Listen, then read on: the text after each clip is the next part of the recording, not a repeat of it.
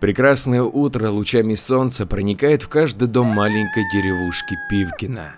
Пастух гонит скот, мужики готовят землю, чтобы засеять новый урожай, девушки прихорашиваются, а местная сплетница баба Вера уже с самого утра крутится у дома Тугана. Она не собиралась рассказывать ему сплетни, не заболела. Она пришла по очень важному делу к знахарю.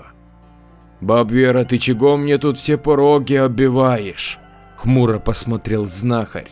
«Доброе утреца тебе, Туган!» — сказала слишком уж для нее спокойным голосом. «Я вот тебе гостинцы принесла, да пришла поговорить о проблеме своей». Протянула она ему корзинку с яйцами, молоком, пирогами, яблоками, все, что только влезло туда, собрала. «Ой, баб Вер, гладко стелишь, как бы потом жестко спать-то не пришлось», — прищурился знахарь. «Да ты чего, Туган, я же не чужая тебе, а дело и правда важное». И в подтверждение своих слов она сама себе кивнула. «Ну, коли так, проходи, но смотри у меня», — пригрозил он ей пальцем. Прошли они на кухню. Туган поставил чайник, баба Вера села на лавку и достала из кармана платок, в котором было яйцо и банку, завернутую в тряпку. «Это еще что такое?» – нахмурил он брови. «Вот поэтому-то и пришла, Туган», – вздохнула баба Вера и протянула ему яйцо и банку. Знахарь развернул банку из тряпья и недовольно посмотрел. Там было разбитое яйцо, гнилое, а в платке было целое яйцо, но очень чувствовал, что с ним что-то не так. «Баб Вера, кура твоя здорова, это я точно знаю, а как же это вышло-то?» Тут он сам не понимал. «Я к нашему участковому понесла яйца свежие. За то, что помог он мне, он корзинку-то взял и достал оттуда 2 яйца, вот эти самые, и сказал, что когда-то в детстве его мать к бабке возила, знахарьке, и та дала ему в руку 2 яйца и сказала провести им по лбу, потом разбила, и они были гнилые. А значит, это порча или смерть близко. Он посмеялся, проверил и разбил одно, выпить хотел. А тут вот, он как увидел, так ему плохо стало, и сидит там теперь во дворе, на лавочке», – заплакала баба Вера. «А ты, окаянная, чего молчала-то, а позвать меня не могла?» – прикрикнул знахарь. «Так я звала, Туган, звала, родненький, так ты же не отвечал», – заплакала баба Вера, а знахарь призадумался. «Вот ты же тебе идти, баб Вера, ты же каждое утро по деревне кричишь, вот и не вышел», – покачал он ей головой. Она действительно кричала, но никто не подошел, ведь баба Вера так каждое утро начинает обход в деревне с новыми сплетнями. «Вот я и ждала, туточка». Старушка опустила глаза и сделала виноватый вид. «Ладно, пошли уже, надо посмотреть, что там с Виктором-то. Нехорошо это все, мутно», – сказал он, отмахнувшись. К дому участкового они пришли быстро, а там зрелище нехилое. Около участкового полдеревни, вокруг него тухлые яйца, все в онемении, как статуи. Он берет яйцо, водит по себе, бац, а оно гнилое, и так по кругу. «Вот это омлет у тебя знатный», – усмехнулся Туган. «Здравствуй, Туган», – вздохнул Виктор. «А я вот тут», – развел он руками и замолчал. «А ну, дай-ка я». Взял Туган яйцо, провел по себе, разбил, нормальное. Взял второе, то же самое, потом третье, но разбивать не стал, только дырочку сделал. Смотрит, хорошее оно. Провел по участковому, оп, гнилое. «Вот тебе и дела», – нахмурил брови. «Так, а ну разошлись, 10 яиц ставьте», – прикрикнул он, спорить никто не стал. «А ты пошли в дом, друг мой», – сказал он участковому. Они прошли в дом, баба Вера решила на этот раз судьбу не испытывать и сама молча ушла. Удивительно, подумал Туган, даже выгонять не пришлось. Виктор сидел как в воду опущенный, сам не знает причины такого. Вроде никого и не обидел, чтобы так на него кто-то. А может, срок его жизни пришел, и все в голове его перемешалось. «О чем думаешь, Вить?» – спросил знахарь. «Кого обидел или не пора ли мне покой вечный?» – выдохнул он. А знахарь по дому ходит, что-то учуял он, да найти не может. «А кто к тебе домой заходил недавно?» – спросил он, прищурившись. «Так это Настасья пироги принесла, сказала, что пора бы уже и мне жениться, а то вон как исхудал. Так я пошутил, что тут и не на ком, а она разозлилась и выбежала. Потом пришла, сказала, что погорячились, мы чаю попили, да и все, вчера это было», – сказал Виктор. «Ага, вот она баба окаянная, что, не нравится тебе?» – посмеялся Туган. «Да почему нравится, только вот больно она боевая.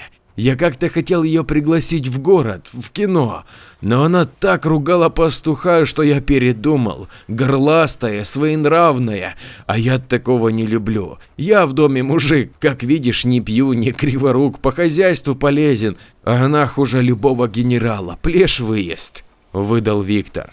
«Эх, пошли к ней», – сказал Туган, и они направились к Настасье. Жила она рядом, через забор, так сказать.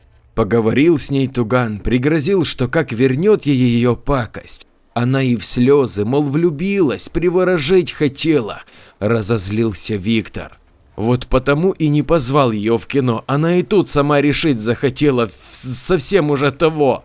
Сплюнул Виктор, осерчал он сильно. «Дура ты, баба», – выдохнул Туган. «Была бы чуть понежнее, да приласкала бы, а ты, как командирша с пулеметом. Мужик Виктор серьезный и такого не потерпит». Забрал у нее иголку на Виктора и разломал. Тот даже выдохнул. «Благодарю тебя, Туган, эти бабы все ведьмы, до седых волос не доживу», – сказал он облегченно. «Это точно, за ними не станется». Они посмеялись, и Туган почти ушел, как видит, птица прилетела, да такая странная, смотрит на него и ждет чего-то. «И чья будешь-то?» – сказал он ей. Птица выронила из клюва маленький листочек, знахарь подошел и поднял его с земли. «Туган, брат мой не по крови, приветствую тебя и желаю тебе доброго здравия. Нужна срочно твоя помощь, он снова вернулся. Мольфар». Птичка чирикнула, бумажка исчезла. «Значит, пора в путь-дорогу собираться», – призадумался знахарь. «Куда теперь ты?» – посмотрел Виктор обеспокоенно. «На родину к Мольфару, брату названному, Верховину, в Ивано-Франковскую область Украины», – сказал Туган и пошел к дому. В этот раз Туган не просто собрался, еще и брату своему гостинцев набрал. Каждый уголок земли своими дарами богат, но больше всех любил Мольфар камни разные собирать. Они даже с Туганом в детстве к Полозу в сокровищницу залезли. Выпороли их тогда строго, но камни оставили. У каждого камня есть своя сила и история, улыбнулся знахарь, да и отправился в путь-дорогу дальнюю.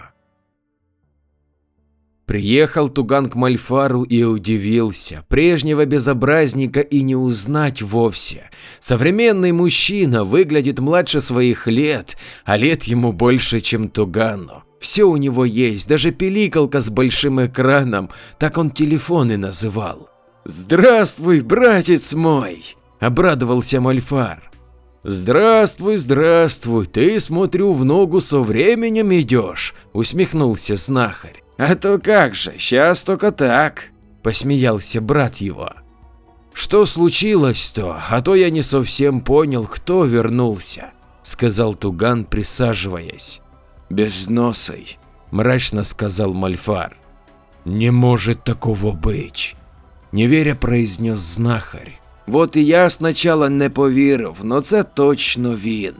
Они оба замолчали, вспоминая события, которые давно кинули в небытие, как страшный сон, о которых им сказывали их предки. Дело это было давнее, уже как лет 100 прошло и даже больше. Был такой молодой человек, Николай Яновский, талант был.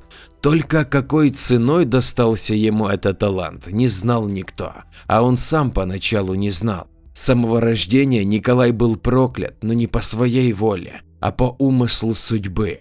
Двое его старших брата родились мертвыми, он был третьим. И тоже не подавал признаков жизни при рождении с первых секунд. Мать мальчика впала в истерику, но в дом постучали. Глава семейства уже собирался вышвырнуть непрошенного гостя, но, открыв дверь, замер. Человек в черном цилиндре и плаще стоял, сверкая глазами. На его лице была марлевая повязка, но было видно, что у него не было носа. Его рот был почти лишен губ, а скалистая улыбка показывала острые зубы, похожие на клыки. «Хочешь, чтобы он жил?» – спокойно спросил он у главы семейства. Время вокруг словно замерло. «Да», – только и ответил мужчина, а сам понимал, что только что заключил сделку с дьяволом. Мужчина без носа прошел к роженице, та, только увидев его, застыла от страха. Он коснулся младенца, и тот заплакал, а сам человек исчез. После в их семье умирали и другие дети. Некоторые выживали, но все молчали лишь о том, как выжил сам Николай. Казалось бы, что это бред, что такого просто не могло быть, если бы не одна особенность мальчика. Он видел то, что не видели другие. Николай долго не мог понять, искал ответы, не знал, отчего к нему во сне приходит странный человек без носа. Он и прозвал его Безносый. Первое время он не знал, как рассказать об этом, боялся. Безносый человек из кошмаров называл самого Николая Черный и постоянно показывал ему грехи людские, и что им за это будет. Он видел ведьм, нежить, все, что не видел никто более. И как бы ни старался, то не мог уже перебороть себя. Поэтому и стал писать об этом, обо всем. Он понимал, что никто не поверит, но надеялся, что найдется тот, кто сможет принять их правильно, увидеть инструкцию и сделать так, как надо. Но в те времена решили, что Никоша, так звала его мать и сестры, болен, что у него расстройство. И эта болезнь тяготит его с детства. Он слышит голоса, убивает кошку в 5-летнем возрасте, говоря, что она была не кошка. А потом вырисовываются ужасные вещи. Потом его стали посещать видения. Другие называли это приступами, но он с помощью них четко знал, что произошло там или где-то еще. От него сторонились, и только близкие друзья просто поддерживали. Но тоже считали, что у него душевное расстройство и раздвоение личности. Несмотря на то, что его некоторые подробности совпадали с теми или иными событиями, отмахивались, говорили, что просто догадался или подслушал. Много горя он увидел из-за дара своего, много боли перенес. Каждый раз, впадая в очередной приступ, он находился на границе двух миров, нашем и загробном. И каждый раз человек без носа говорил ему только одно: «Живи, Черный». В те злые времена предки Тугана и Мольфара пытались изловить это исчадие ада. Они верили молодому Николаю и помогали ему в борьбе против него. Уничтожить его не удалось, но запереть смогли. А после этого и сам Николай умер, так как был лишен подпитки от этого исчадия. Пытались его спасти, но тот, кто мертв, живым не будет. А после того, как тьма очернила его, то свет и вовсе отказался. Как ни молили они богов за него, как ни пытались спасти душу его, не смогли. И вот спустя столько лет он снова вырвался, тот, кого многие боятся, торговец и коллекционер человеческих душ, Безносый. Помрачнел Туган. «Откуда уверен, что он это?» – спросил знахарь. «Люди с метками ходят, а потом умирают ни с того ни с сего. А в их семье чудо случается великое. Больные дети становятся здоровыми, а душа-то черная», – ответил со злостью Мольфар. «Плохо наше дело тогда, нужно собирать предания все», – сказал Туган. «Осё вони!» – Мольфар положил на стол книги. «Что это такое? Что это?» – удивился знахарь. «Сказки? Ты шутишь, верно, этим только детей пугать», – усмехнулся Туган. «Сюда смотри глазами своими», – рассердился Мольфар. Туган взял в руки старую книгу «Вечера на хуторе близ Диканьки» и стал слушать ее, не открывая. А там голоса, крики, стоны, полно тьмы и раскаяния. Страдания людей кровавым полотном историю пишут. Перо автор в крови мочит своей, чтобы дорогу указать к другой стороне. Никто его не слышит, смеются, а душа его под гнетом бесовщины задыхается.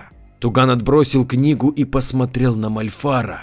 «Как его искать-то будем?» Это был единственный вопрос у знахаря. Такую ненависть и презрение испытал он от той книги. «Я його знайшов, прежде чим тебе звать. Я провірив, правильні ли мої догадки». Тяжело вздохнул Мольфар. «А ось и его подарок мне». Он поднял рубашку. Там была черная метка, которая отравляла его. «Что же ты молчал-то? Надо тебя вылечить», – подскочил знахарь с места. «Ні, хто спробує зняти, мене звільнить, а сам на себе прийме». «И как быть-то?»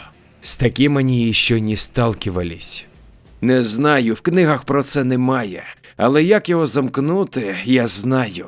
Мольфар взял книгу и показал Тугану, что в каждой истории есть связь между парнем и девушкой. Одна утопленница и черт. «И где мы найдем таких?» – совсем запутался знахарь.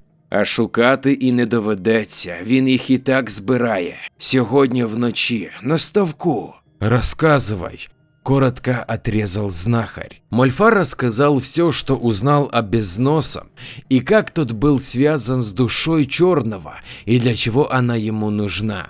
Выслушал Туган, покривился, противно ему было и страх в нем был. Он знал, что они могут не справиться. Ночь. Погода стояла прекрасная для таких событий. Словно не догадывается матушка-земля, что ее осквернят сейчас тьмой. Мольфар и Туган стояли около озера и ждали, когда все начнется. И ждать пришлось недолго. Стоило лишь последнему блику луны упасть на воду, как озеро стало колыхаться, словно океан, поднимая волны в 2 метра. Невиданная сила сковала его, а выходила оттуда девушка, лицо безобразное, руки и ноги скрюченные, глаза желтые и пустые, скалится, словно зверь голодный. Ветер поднялся, пытаясь загнать ее обратно. Сама природа подняла протест, но та лишь рассмеялась. «Сожру всех!» Выплевывая из себя воду, прошипела эта мерзость, да не так ее описывал писатель. Вода боролась, ветер помогал, земля покрылась трещинами, как ранами. Стоило только выбраться этой мерзости из оков водяных. Каждый ее шаг и скрежет гнилых костей отдавался на земле. Из трещин сочилась кровь, она убивала ее, ранила, заражала. Утопленница подняла голову вверх и стала смеяться, как сумасшедшая. Ветер сносил ее, а она как собака гавкала на него и выла. И внутри у знахаря с собратом словно все умирало. Радость и счастье словно покидали их сердца. Сверху раздался противный гогот чего-то мелкого, противного, и вывалился прям к ногам этой упырихи черт, мелкий и противный, со свиным рылом, лапы как у козла, только руки человеческие, да с когтями. Скакал возле нее, кланялся, да глазами своими поросящими зыркал, чуял он что-то, а найти не мог. «Чего скачешь, как козел в огороде?» Прошипела утопленница. «Чую, Фыркает этот нечистый. «Я тоже чую, здесь они. Говорил он, что придут убить, сожрать». Она стала искать, к земле припадала, но не может найти, но чует, что они под носом у нее. Но ветер снова поднялся, земля разверзлась и пришел человек, да девушку нес на руках. Дернулся знахарь к ним, да Мольфар остановил, сказал только одно – рано. Девушка была в сознании, и слезы текли по ее лицу, но пошевелиться не могла, умирала. А парень шел серьезный, видно, что боится, а нечисть смеется, надрывается, виденье насылает, а он идет, не останавливается. Подошел он к утопленнице, та коснулась девушку, да отскочила, руку обожгла. Ты что, Святой Дух принес? Крест сними с нее! Прошипела и ползала на четвереньках вокруг мертвячки. Пока он не придет, не сниму, сказал парень. Зашипела утопленница. Ты пожалеешь! Плевалась она. Знахарь не выдержал и выскочил на утопленницу, та зашипела, зубы свои оскалила, черт тут же перестал скакать и стал ухмыляться и облизываться, повторяя: «Кушать зажарю, будет больно». Его это явно забавляло. Мольфар выскочил за ним, сорвал ветку тонкую, посыпал сырой землей. Ветка стала как розга, только горящая, и пошел он черта этой розгой гонять, пока Туган боролся с утопленницей. Она стала у него зрение забирать, ни сила его, ни природой, ничем он не мог ее взять. Запрыгнула она к нему на шею и стала скакать, да когти свои запускать под кожу. Адская боль пронзила знахаря, он пытался схватить эту мерзость, чтобы задавить руками своими, но крепко она сидела. А потом и вовсе когти до лица выросли прямо под кожей, вонзила она ему их в один глаз, только собралась во второй, как горячим хлыстом по спине ее Мольфар прошелся. Взревела бесовщина, выпустила когти, тут-то ее Туган и схватил, взял за горло и стал душить. Она хрипит, тварь, но смеется, а в глазах ее безумие. И видит Туган, что погибают все те, кто ему дорог, как уничтожает все вокруг целое полчище упырей, людей поедают, а он сам в цепях сидит, но не живой уже, и скорбит по нему только ветер. Сильнее он сжал ее горло, и полилась из нее вода, черная, протухшая, как сама она, что при жизни гадом была, что после смерти осталась. «Гореть тебе, сволота, всегда гореть!» сказал Туган и двумя руками разорвал ее. Но рано он выдохнул. Не сдохла она, а собралась обратно, кривая и косая, кости наружу, язык на бок, зубы скалит, глаза по всему лицу бегают. И тут громом ударил около Мольфара, обернулся Туган, а эта гадина снова на него запрыгнула и душит. А Мольфара держал человек с горящими глазами, в черном одеянии, а на лице марля, у него нет носа. «Безносый!» – прохрипел знахарь. Человек в черном не сказал ни слова, только ехидно оскалил свои острые обломленные зубы. Все его нутро вызывало смерть и долгие мучения. Он держал Мольфара за то место, где была гноящаяся рана, и сжимал ее когтями. Мольфар молчал и стискивал зубы, Безносый явно наслаждался этим и словно высасывал из него жизнь. Черные нити побежали по его телу, Мольфар не выдержал, закричал, а вместе с криком и жизнь из него стала уходить. «Целитель, как забавно!» Смеясь диким обезумевшим смехом, крикнул он. «Не смей!» – закричал Туган, что-то в нем всколыхнулось. Схватил он утопленницу и содрал ее с себя вместе с кусками кожи, но боли не чувствовал, швырнул ее об землю и ногой раздавил череп. Рассыпалась эта нечисть, оставив после себя лишь гнилые кости. Черт скакал вокруг Безносого и хлестал Мольфара прутом, оставляя на его теле ссадины и кровоподтеки. «Выбирай!» – вдруг серьезно сказал Безносый. «Он или они?» Он указал на парня с девушкой. Парень, сам не понимая, что творит, с диким остервенением резал девушку по мелким царапинам и сыпал в них соль. Она даже кричать не смела, немой ужас застыл ее в глазах, слезы высохли, лицо стало бледное. «Отпусти их, давай сразимся!» Взревел Туган от такой безысходности. Гром и молнии бушевали вокруг, но Безносому было плевать. Ему ничего не вредило. Сама земля пыталась его стереть себя, но он одним своим присутствием отравлял духов природы. Туган почувствовал, как сам Леший задыхается, что все духи чувствуют угрозу. По всей земле сам всадник ада, коллекционер и собиратель, вышел из самого чистилища, чтобы стереть и уничтожить все светлое, оставив только боль, алчность, ложь и все то, что могло хоть как-то зародить в людях веру в лучшее и подарить светлые чувства. Ха-ха, выбирай. Тик-так, тик-так. Рассмеялся Безносый.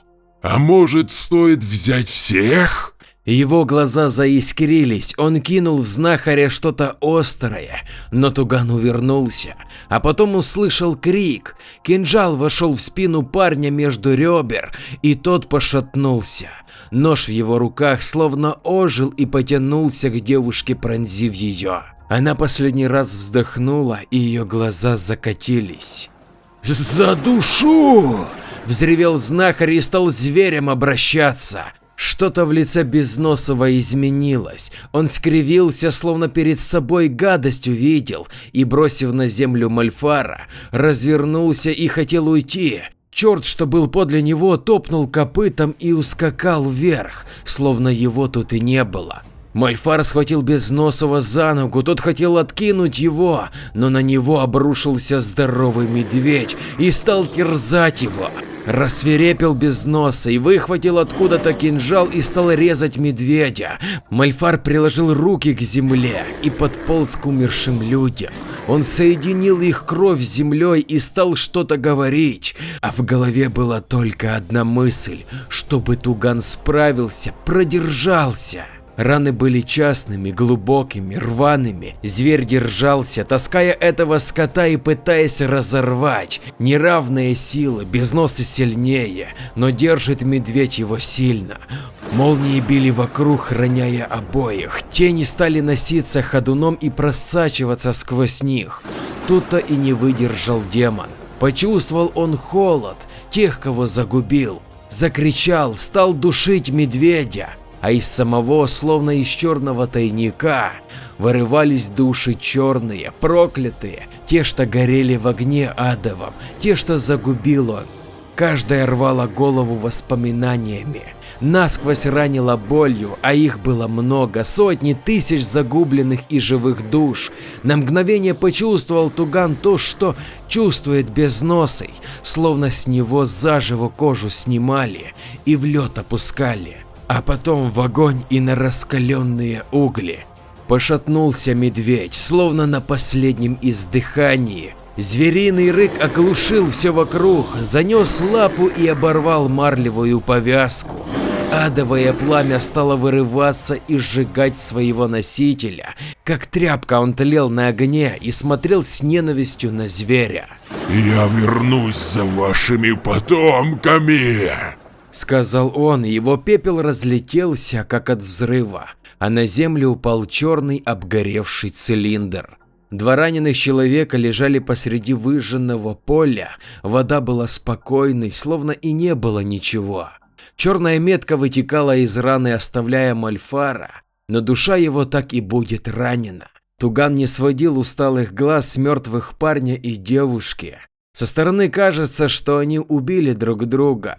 Но он корил себя за то, что не смог их спасти. И снова, как и множество лет назад, Безносый забрал свои жертвы, а это значит, что он вернется снова. Нужно было уходить, но хотелось просто лежать и выть от невыносимой ноши. Что будет с теми, кого он успел наградить? Смогли ли они остановиться, или их ждет дорога в самое пекло? Мальфар молча сел и посмотрел в небо. В его голове много мыслей, но он их боялся. Хоть они и упрятали этого урода обратно, но не уничтожили. «Що тепер-то?» – спросив Туган. «Не знаю, брат мій, але боюсь, що цю битву ми програли». «Я знаю». Руки знахаря невольно сжались в кулаки. Нужно было найти способ уничтожить коллекционера, иначе он придет отомстить. Ну что ж, если ты досмотрел этот ролик до конца, то он действительно был для тебя интересен. Прошу тебя потратить еще буквально 20 секунд времени для написания комментария, ведь только твоего мнения или просто смайлика не хватает для продвижения. Кто, как не ты, поможет мне в этом? Предлагаю тебе посмотреть еще какой-то ролик из представленных, а я побежал пилить для тебя новый рассказ. Жму руку тебе, бро, а если ты девочка, то крепко обнимаю. С уважением, твой Андрей.